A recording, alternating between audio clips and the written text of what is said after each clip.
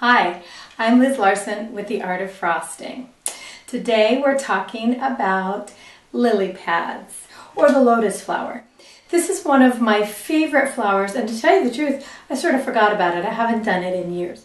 But it's actually a very simple flower to do, and I think it has just a beautiful impact. It's very whimsical and sweet, and can be used for really all ages and all seasons as well. I can't wait to show you this one, so let's get started. For this project, I used a number 401 mum tip, a number 79 mum tip, a number 1270 rose tip, and 3 parchment triangle bags. You could use any size mum tip and really any size rose tip, depending on the size of your cake. I'm starting off with just a light blue iced cake. Now this could be, I use sky blue, but this could be a teal blue, or it could be even a lavender blue. I'm going to take just a touch of blue food coloring here. I'm going to apply it here to the edge of my drywall scraper, or what I'm using as my bench knife. I'm also going to add just a touch of white icing here. Now this is a method that Leah showed me. She actually did a rainbow cake like this. Take your bench knife and bring it around, and you're going to add that color into the side. Now the more that you spread it around, bring it around, you're going to blend that color in. Then I'm going to take it to the top here, scrape it off and start over. I'm going to add a little more blue here and a little more white, and then I'm going to bring it across the top, just skimming across the top.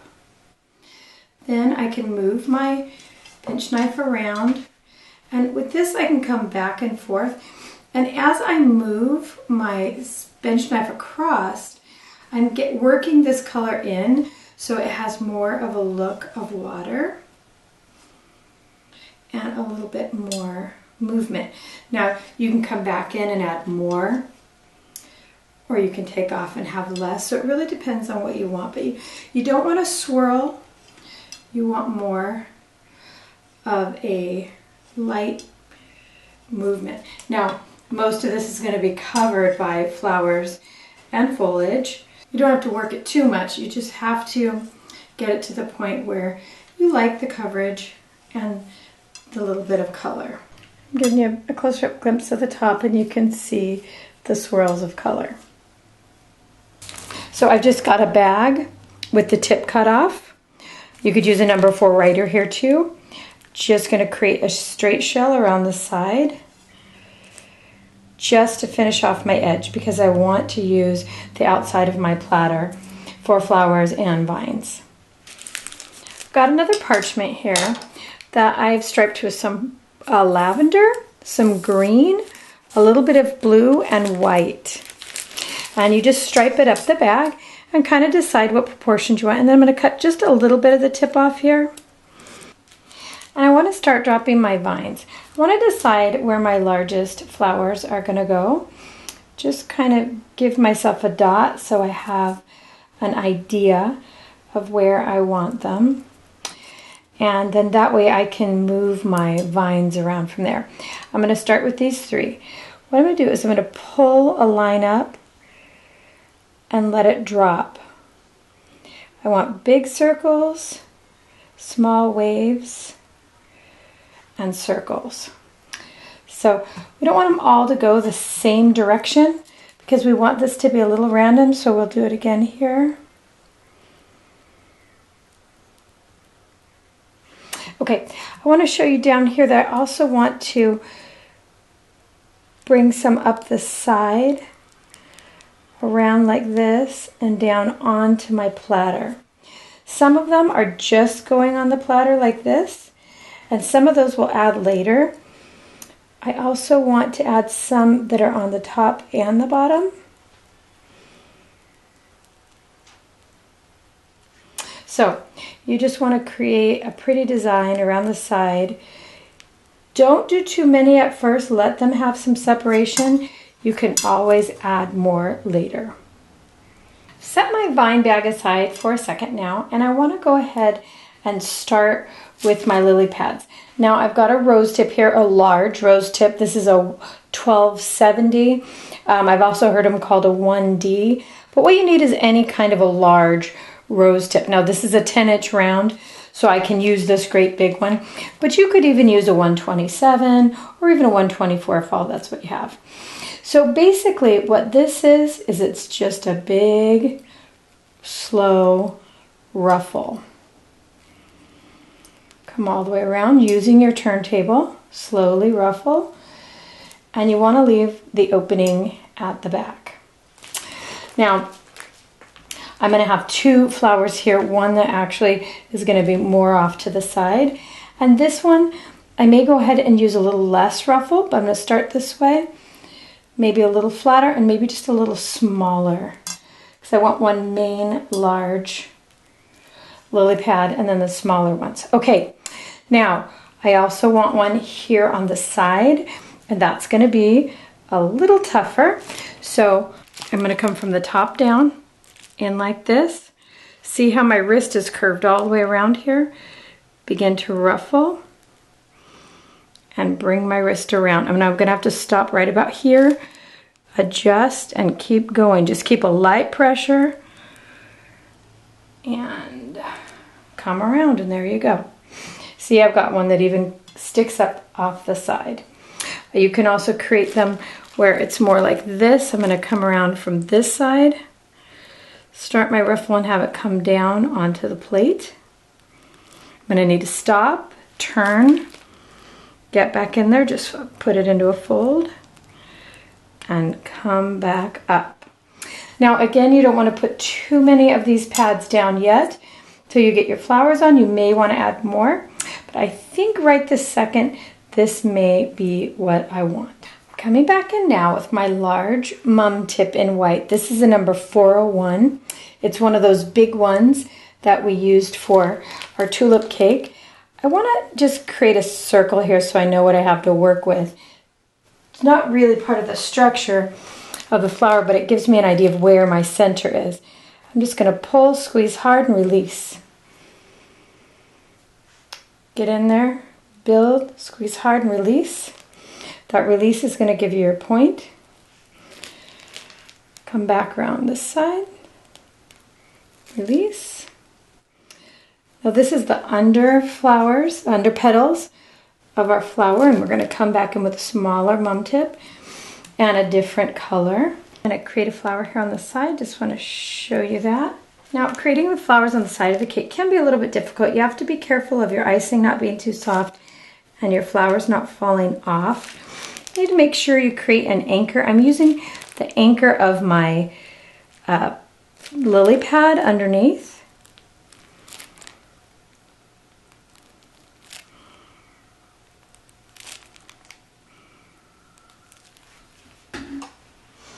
Okay.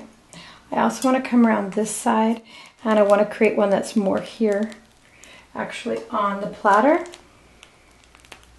What you see, you guys can really place these wherever you want. This one's actually going to hang off the platter slightly and give me even more of a 3D look.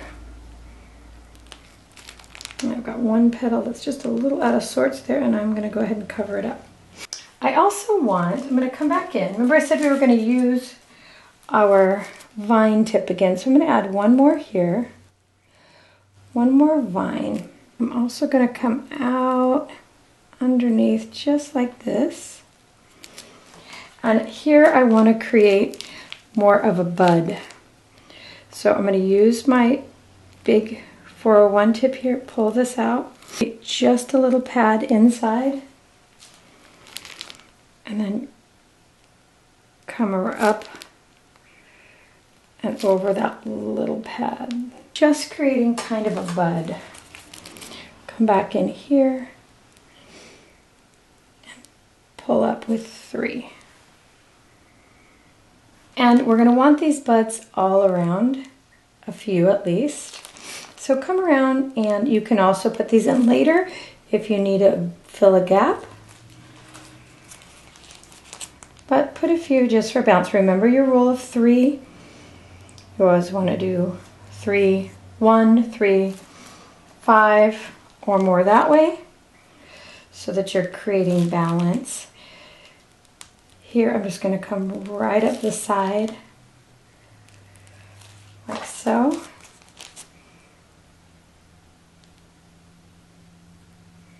Now let's move on to the center of our flowers. Next I've got a smaller mum tip. This is a number 79, smaller mum tip. And I've got a bag that I've striped here with some pink, some very pale lavender, and white. The overall effect is going to be fairly pale. So next we're just going to come in and go right over the top of our base petals. And you may have noticed that I wasn't super careful with those base petals, that they were really very even. They're mostly going to be covered up, and I kind of wanted them to be a little random. When I pulled up pictures of the lotus flower or the lily pad, I noticed that the bottom petals seemed a little more random. And I felt like I could get a little more of a realistic look by having them to be not so even. Now these I want to be very even. And my center petal I made just slightly smaller than the outer. So I'll show you one more time. And you can see here how I've got my striping gave me a darker edge on the outside than in the in. Really like that as well. If you guys have been watching me for a while, you know I love color striping.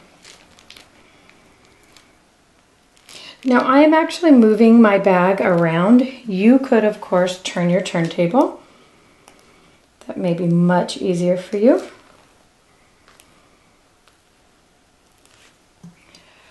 Like so. And you can see with my color striping as well that I'm getting each flower is going to be slightly different as well. And I really like that in a design. So now we just need to finish up with our center, and I've got a parchment here filled with yellow, and of course I've got a stripe of pure color up the side, some white and some pale yellow, and I just want to nick the very tip off. I want these to be quite fine. Just going to come in here and just start to squeeze and pull these very fine stamen all the way up and around. And you can move quickly. It's just a squeeze, pull, and release. And the release at the top is going to give you your point. Squeeze, pull, release at the top. You get that really delicate stamen in the center that I think is so pretty inside a lily pad. And just keep going. This is going to take you just a little bit of time. But take your time and make them fine. If you squeeze too hard, you're going to get them too big, and you'll really lose the delicate nature of your stamen. I decided for balance that I really wanted just one more little flower here, and I'm going to do it with just the center color and much smaller, and it also will be just a little delicate surprise on really what probably will be the back side of this cake. So you can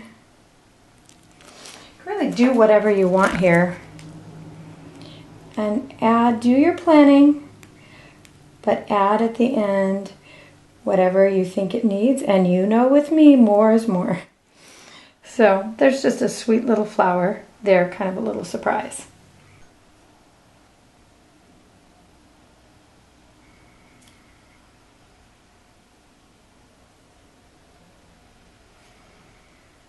Well, I hope you guys like this one as much as I do. I just love this little flower.